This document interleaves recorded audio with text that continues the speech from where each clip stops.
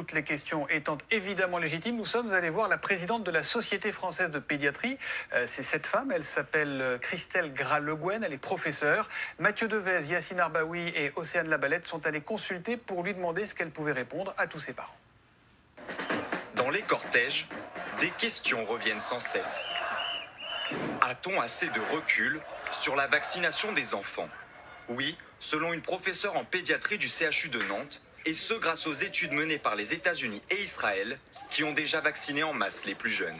Il a fallu attendre les informations qui sont remontées après la vaccination de grand nombre d'enfants. On a aujourd'hui le recul de pas loin de 10 millions de doses pour dire quels sont les effets secondaires de ce vaccin. En France, la vaccination des 12-17 ans est ouverte depuis le 15 juin.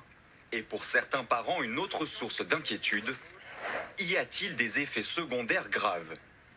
Oui, dans certains cas très rares, des myocardites, des inflammations du muscle cardiaque sont survenues. Mais cette pédiatre tient à relativiser. Les cas d'hospitalisation après la vaccination sont rares puisqu'ils concernent quasi exclusivement les cas de myocardite. Et je vous disais, chez la fille, 1 pour 100 000, chez le garçon, 1 pour 15 000. Des cas qui nécessitent une hospitalisation de quelques jours, mais qui se soignent bien selon elle.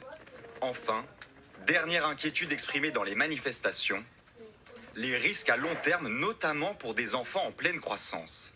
Pour cette spécialiste, on a déjà l'expérience de tous les autres vaccins, tétanos, diphtérie, polio, hépatite. Et sa conclusion? Vaccination et adolescence, c'est pas quelque chose qui pose le moindre problème. Et la croissance et la vaccination et le système immunitaire sont deux choses complètement indépendantes. Pour le professeur Christelle Gras-Le Guen, ce qu'on appelle le bénéfice-risque reste favorable à la vaccination des adolescents.